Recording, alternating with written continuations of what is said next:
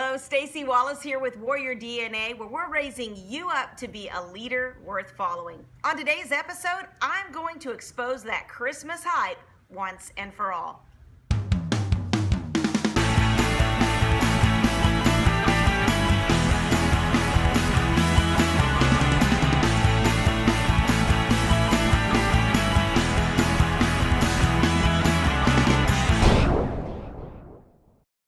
Well, I am so excited about today's episode because we are going to finally expose the Christmas hype. Now, I'm out here in Austin, Texas. It is absolutely beautiful out here. We've celebrated my birthday and it's been a beautiful week and we've just had a really great time. You know, my family does something really special for birthdays. It's not like a birthday, it's a birthday month extravaganza. And I was sitting there as they were celebrating my birthday, and I thought, you know, what would it feel like to have your birthday completely hijacked by your nemesis, right? So today we're going to talk about the buzz, the booze, and the baby. Now, let's just talk about the buzz. The first thing is, you know, I was sitting there at the table, and first off, I am a huge Christmas celebrator. Like, I love my Christmas decorations. They go up in October. I know you're probably like hating on me thinking that is just crazy. I'm one of those people, but I have a fake tree so that I can celebrate longer. I love Christmas. In fact, this year I came home from a dinner party with my husband, and my daughter, my little teeny tiny, like 5 foot something daughter, came and she had our Christmas tree out, completely out of the bag, because we bag it up and put it in storage.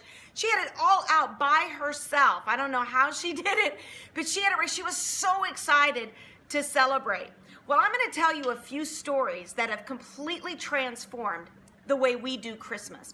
And one of the things is as my birthday this year really was exposed to me that, you know, it's such a great thing to be celebrated. You work hard, you give out, you're generous to people, you love people, but what a great feeling when people stop and recognize your birthday, right?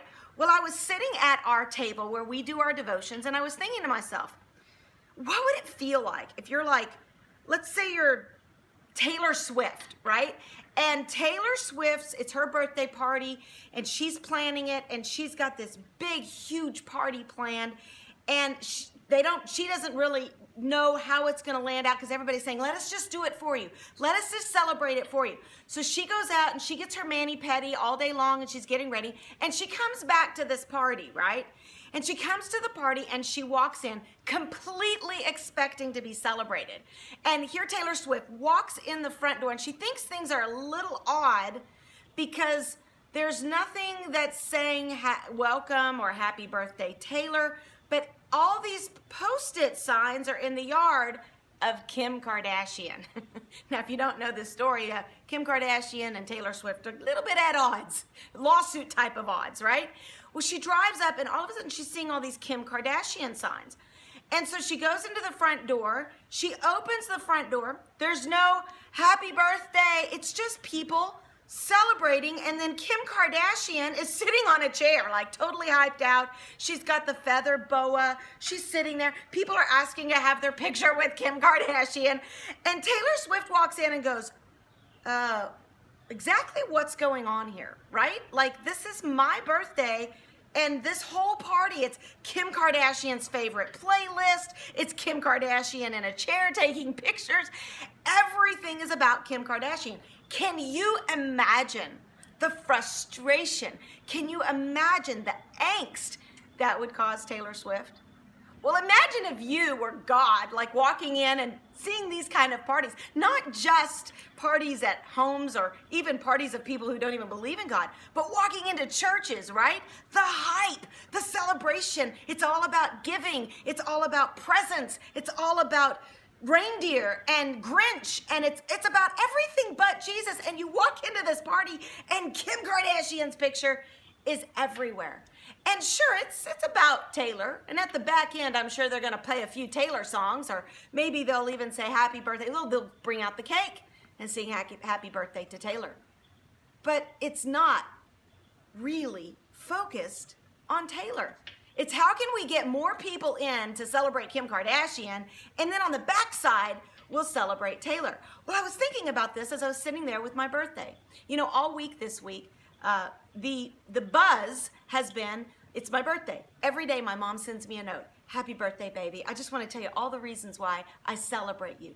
And she has taken time to make me feel like I truly am the reason for this season of the first part of December. And I love that. And I thought to myself, wow, imagine if you were Jesus, what it would feel like to have all this buzz and it not be about you. Well, the second thing is the booze. So number one is the buzz, the booze. The booze, what does that mean? The money that is spent on non-Jesus items. Now, I'm not just talking about alcohol. I'm talking about the intoxication of decorations, the intoxication of being in that place where everything around you has to be Christmas, Christmas lights, Christmas candles, Christmas tree, Christmas presents.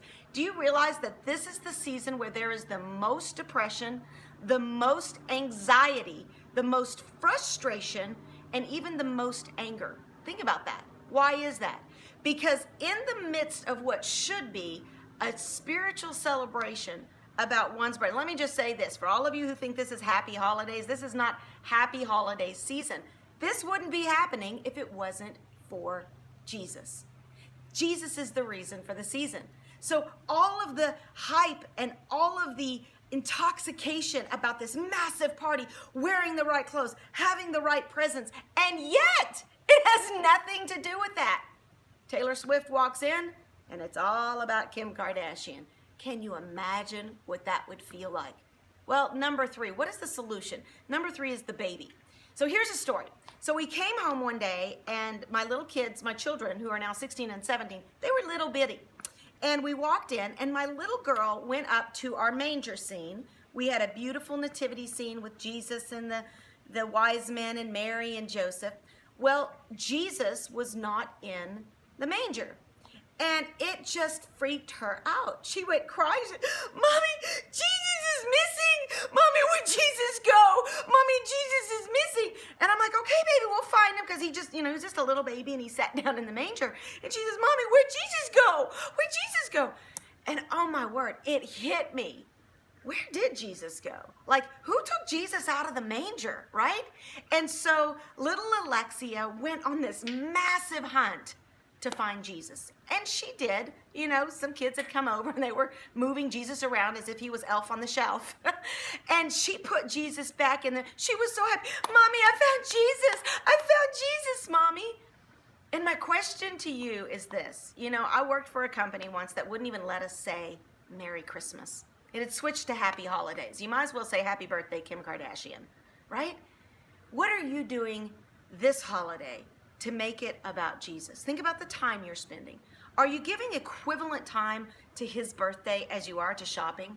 Are you giving equivalent time to the songs that are about him as are about White Christmas and reindeer and jingle bells?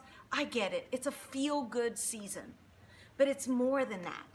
This is the true celebration of one who came so that you could have redemption, you could have forgiveness, you could have liberty.